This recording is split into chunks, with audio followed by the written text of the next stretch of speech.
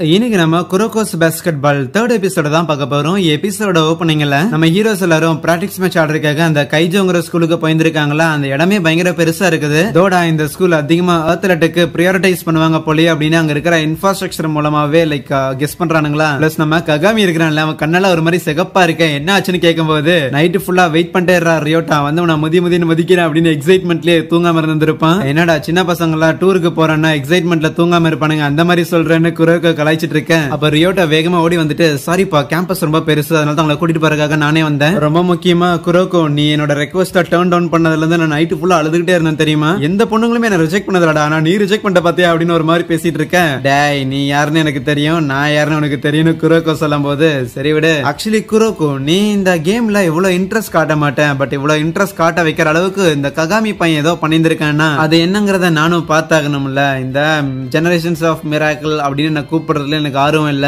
ஆனா யாராவது என்ன சேலஞ்ச் பண்ணாங்கன்னா கண்டிப்பா அவங்கள நான் கிரஷ் பண்ணுவேன் அப்படின்னு ஒரு மாதிரி அவனோட பர்சனாலிட்டியே மாறுது. அதுக்கப்புறம் ஜிம்முக்கும் போறாங்களா, பார்த்தா அங்க 2 கோர்ட் இருக்குது. சோ ஒரு சைட்ல தான் விளையாட போறாங்க, இங்க மேட்ச் நடக்க போகுது. பட் இன்னொரு பக்கம் பார்த்தா பசங்க எல்லாரும் பிராக்டிஸ் பண்ணிட்டு இருக்காங்க. கைஜோ ஸ்கூலோட கோச்சுமே நம்ம ரீகோவை பார்த்துட்டு, உண்மையாலுமே நீ தான் கோச்சா, மேனேஜர் இல்லையா, சரி விடுங்க, தேவையான அரேஞ்ச்மெண்ட்ஸ் எல்லாம் ஓரளவுக்கு பண்ணியாச்சு. பிளஸ் ஆடியன்ஸ் வந்து பாக்குற அளவுக்கு இந்த மேட்ச்ல எதுவும் இருக்கிற மாதிரி எங்களுக்கு தெரியல, அதனால நம்ம இந்த இடத்துல பிராக்டிஸ் மேட்சை வச்சுக்குவோம். பக்கத்து கோர்ட்லயே மத்த பசங்க எல்லாம் அவனுங்க ட்ரைனிங் பண்ணிட்டு போறானுங்க, அதை டிஸ்டர்ப் பண்ணணுங்கிற தேவை கிடையாது. எங்களோட மெயின் டீம் கூட தான் நீங்க ஆட போறீங்க, சோ அதனால அசிங்கமா தோத்துறாதீங்கன்னு சொல்லிட்டு போகும்போது நம்ம ரீகோக்குலாம் செம்மையா கடுப்பாகும். என்ன அவ்வளவு அசால்ட்டா நினைக்கிறானுங்களான்னு நம்ம ககாமியும் காண்டாகிட்டு இருக்கேன். ரியோட்டா ஜெர்சி எல்லாம் போட்டுட்டு இருக்கும்போது கோச் போயிட்டு, நீ ஏன் துணி எல்லாம் மாத்திட்டு இருக்கிற, நீ எல்லாம் ஒண்ணு கேம்ல ஆட போறது கிடையாது, மெயின் டீம் தான் அவங்க கூட நான் போட்டி போடுறதுக்காக அனுப்ப போறேன், பட் இருந்தாலும் மெயின் டீம்ல நீ இருக்க போறது இல்ல, ஏன்னா உள்ள நீயும் ஆடினா இது ஒரு ஒன் சைட் மேட்சா போயிடும், கேமா கூட இருக்காதுன்னு சொல்லிட்டு போக, இதெல்லாம் கேட்டா நம்ம சீனியர்ஸ்ல இருக்கிறானுங்களா, என் வாழ்க்கையில இவ்வளவு அசிங்கப்பட்டது இல்லைன்னு நினைப்பானுங்களா, கடுப்பாவானுங்க.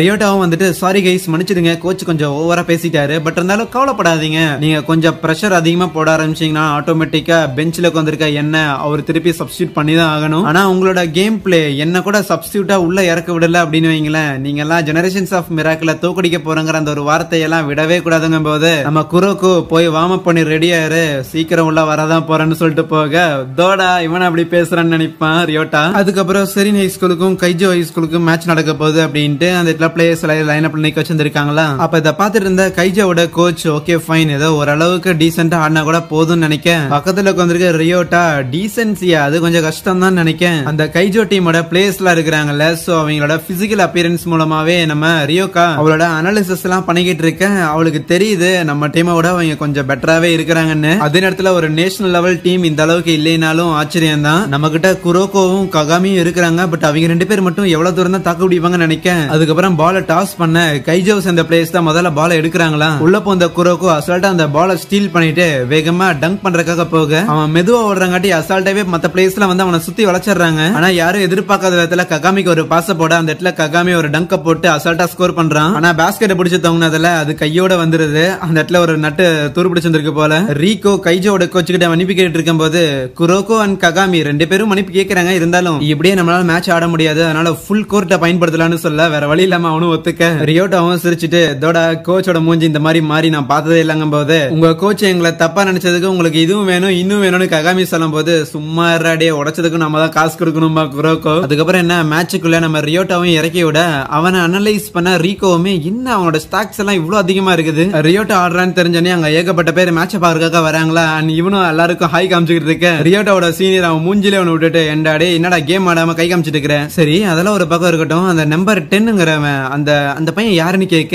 அவனா அவன் பேரு ககாமி, ஆனா அவனை பத்தி அதுக்கு மேல எதுவும் தெரியாதுமா. ஆனா அதே நேரத்துல நீங்க அவனை கவனிக்க கூடாது, ஆக்சுவலி நீங்க அந்த நம்பர் 11 தான் கவனிக்கணும். அந்த குரோக்கோங்கிறவன் நான் டெய்கோங்கிற அந்த மிடில் ஸ்கூல்ல படிக்கும் போது ஆக்சுவலி அவனும் எங்க டீம்ல இருந்திருந்தான். அவன் எவ்வளவு அழகா உங்ககிட்ட இருந்து பால திருடினான்ல அப்படின்னு அவன் கொஞ்சம் ஹாப்பி ஆகும் போது, எதுக்கிட்ட தேவையில்லாம எதிரி டீம் நல்லா ஆடுறாங்கன்னு ஹாப்பி ஆகிற மெண்டல். ஆரம்பிக்கும் போது அவங்க நமக்கு நல்ல ஆட்டம் காமிச்சிருக்காங்க, அதே ஆட்டத்தை அவங்களுக்கு திருப்பி காட்ட வேண்டாம்னு சொல்ல, அதுக்கப்புறம் மேட்ச் ஆரம்பிக்குது. கைஜோ ஸ்கூல் சூப்பரா ஆட ஆரம்பிக்கிறாங்க. ஈவன் நம்ம ரியோட்டா இருக்கிறான்ல, அவன் எல்லாம் பயங்கரமான ஒரு டங்க் அடிக்கங்க, நான் அடிச்சதும் அது ஒரு பவர்ஃபுல்லான டங்கா இருக்குதுன்னு ககாமியும் ரெகனைஸ் பண்ண, கொடுத்ததை திருப்பி கொடுக்கறதா எங்களோட பழக்கம்னு ரியோட்டா ககாமி உசுப்பேத்த. அடுத்தது குரோக்கோ அசால்ட்டா பால ஸ்டீல் பண்ணி ககாமிட்ட கொடுத்து மறுபடியும் அங்க ஒரு ஸ்கோர் பண்ண, தொடர்ந்து பிளேயர்ஸ் ஆடிக்கிட்டே இருக்கு. அவங்க என்ன பண்றாங்க எங்க மூவ் ஆகுறாங்க அப்படின்னு மத்தவங்களால பார்க்கவே முடியல, அவ்வளவு வேகமா இருக்கிறாங்க. ஜெனரேஷன்ஸ் ஆஃப் மிராக்கிள் ஒரு டீம்ல இருக்கிறாங்கன்னா அது இந்த அளவுக்கு தான் இருக்குமா அப்படின்னு ரீகோ நினைக்க, கேப்டன் யூகா வழி ஃபீல் பண்ண முடியுது. ரியோட்டாவை தாண்டி அவன் டீம்ல இருக்கிற மத்த 4 பேருமே பவர்ஃபுல்லா தான் இருக்கிறாங்க. ஆனா கண்டிப்பா குரோக்கோ அண்ட் ககாமி மட்டும் இல்லன்னு வையன் எப்போ தோத்திருப்போம்னு நினைக்கேன். பால் எடுத்துட்டு போன ககாமி தூரமா இருந்து ஒரு ஷூட் ட்ரை பண்ணுவானா, நான் ரியோட்டா அதை தடுத்துட்டு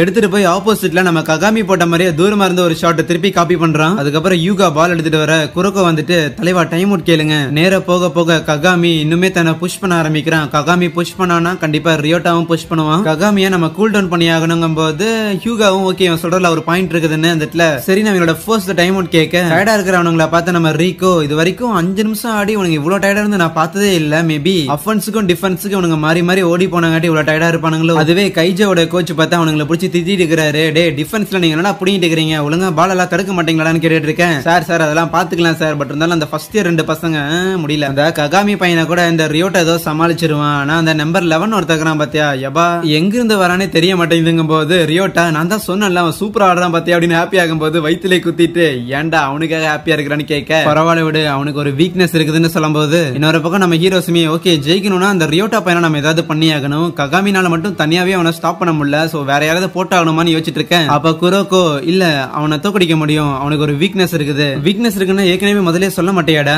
இல்ல அது வீக்னஸ் நீங்க சொல்லுவீங்களா எனக்கு தெரியல. இன்னும் சொல்ல போனா எனக்குமே ஒரு வீக்னஸ் இருக்குது. நான் ரொம்ப நேரம் மேட்ச்ல ஆட என்னால ஒழுங்கா ஆட முடியுங்கிற நம்பிக்கை இல்லம்மா. ஈவன் ரியோட்டாவுமே அவனோட கேப்டன் கிட்ட இதான் சொல்லிக்கிட்டு இருப்பான். நம்ம குரோக்கோ ஆட ஆரம்பிச்சா அப்படின்னா லைக் ஒரு 40 நிமிஷத்துக்கு மேல அவனால மேட்ச் ஆரம்பிக்கும் போது எந்த அளவுக்கு எஃபெக்டிவா ஆடுறானோ அதே எஃபெக்டிவோட ஆட முடியாது. குரோக்கோ கிட்ட இருக்கிறது அப்படிங்கறது அந்த மிஸ் டைரக்ஷன் அப்படிங்கிற அந்த ஒரே ஒரு ஸ்கில் மட்டும் தான். அவன் யாரு கணக்கும் தெரியாம மறைஞ்சிருக்கான் அப்படிங்கறதுதான் சும்மான விஷயம். ஆக்சுவலி பால் அவன் கைக்கு வருதுங்கும் போது நீ அவன்கிட்ட தான் பால் இருக்குங்கிறத பாக்குறதுக்குள்ளேயே அவன் வேற யாருக்காவது போட்டுருவான். அவ்வளவுதான் சிம்பிள். தொடர்ந்து மேட்ச்ல அவன் இந்த ட்ரிக்கை பயன்படுத்திக்கிட்டே இருக்க கூடிய சீக்கிரம் அவன் இருக்கிறாங்கிறத நம்மளும் ரெகனைஸ் பண்ண ஆரம்பிச்சிருவோம். அதுதான் அவனோட வீக்னஸ் சொல்ல இங்க குரோக்கும் அதான் சொல்லியிருப்பானா. இதை கேட்ட நம்ம ரீகோ ஏன்டா அதை முதல்ல சொல்லு அவன்கிட்ட திட்டிட்டு இருக்கேன். அதுக்கப்புறம் உள்ள இறங்குறதுக்கு முன்னாடி எல்லாரையும் டிஃபென்ஸ்ல கொஞ்சம் ஃபோக்கஸ் பண்ண சொல்றதும் கூடவே நம்ம குரோக்கோவை கொஞ்சம் மெதுவாவே ஓடு அப்படின்னு சொல்லியும் அனுப்புறான். ஆப்போனன்ட்ட பாஸ்கெட் கிட்ட வரக்கூடாதுன்னு டிஃபென்ஸ்ல அதிகமா ஃபோக்கஸ் பண்ண தூரமா இருந்து அந்த கைஜோவோட டீம் கேப்டன் அசால்ட்டா ஸ்கோர் பண்றான். வாய்ப்பே கிடைக்கல. அடுத்த தடவையுமே திருப்பியும் அவங்க தான் ஸ்கோர் பண்றாங்க. ஈவன் ஒரு பாயிண்ட்ல நம்ம ககாமி பால் எடுத்துட்டு போகும்போது ஸ்கோர் பண்ண போக உள்ள போந்த ரியோட்டா தடுத்துறானா. ஏன்டா ககாமி தம்பி தேவையில்லாம எங்களை சேலஞ்ச் பண்ணிட்டியோ, ஜெனரேஷன்ஸ் ஆஃப் மிராக்கிள் இந்த லட்சணத்துல நீங்க போய் ஜெயிக்க போறீங்களா? உங்ககிட்ட என்னதான் ஃபார்மேஷன் ஸ்ட்ராட்டஜி எல்லாம் இருந்தாலுமே